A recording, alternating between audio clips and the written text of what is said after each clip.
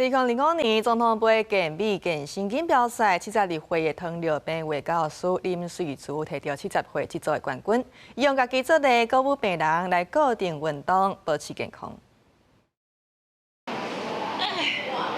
无论是告存机、杀形机，还是哑铃等各种重量训练器材，伊拢会当轻松使用。伊就是今年72岁，糖尿病卫教师林瑞珠。你每天运动，它就能够增长你的身体的肌肉的能力，然后也会增加你身体的记忆力。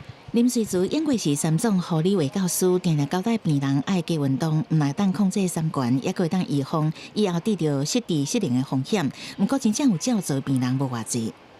很多长者啊，他会腰酸背痛，就是他背部肌肉，他没有背部肌肉的张力，他没有办法把他的脊椎撑住，所以要练背部的肌肉。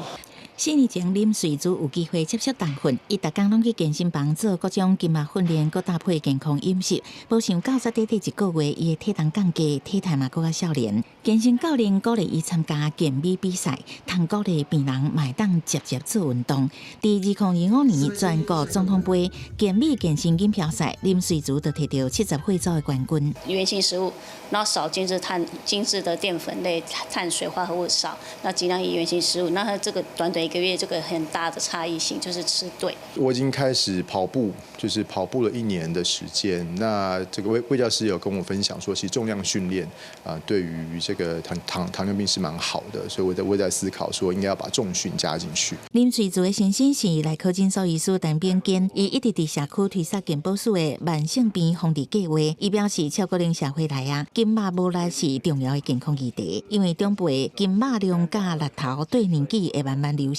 可能会跋倒失灵、倒地床的风险，增加家属照顾的压力甲经济负担。重训等抗阻力运动都是改善肌少症上有效的方法之一。肌少症能够增加肌力，那我们是不是除了我们以前做的有氧运动、跑步啊、游泳啊、骑脚踏车之外，是不是要再做一点这个阻抗？